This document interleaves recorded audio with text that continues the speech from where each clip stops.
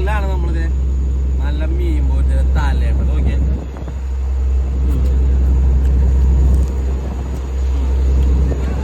കഞ്ഞി ശീലാവുണ്ട് കേടാ. ഒരാൾക്ക് 3 പീസ് ഉണ്ടാവും. അന്നേരം എനിക്ക് 1 പീസ് കൂടി തന്ന കേടാ.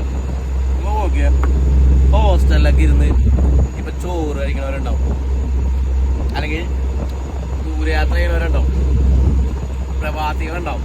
അപ്പൊ അവർക്ക് പ്രത്യേകം കാണാം അച്ചാറും കൂട്ടിയും പച്ചക്കറിയും കൂട്ടിയും. പിന്നെ ഇഷ്ടപ്പെടാത്ത നമുക്ക് ഓരോ സ്ഥലങ്ങളിൽ പോകുമ്പോൾ ഓരോരോ കറികളൊക്കെ കഴിക്കണവർക്ക് വേണ്ടി മലയാളികൾക്ക് വേണ്ടി മീൻ പൊരിച്ചത് ഞാൻ കടിക്കാൻ പോവാണ്.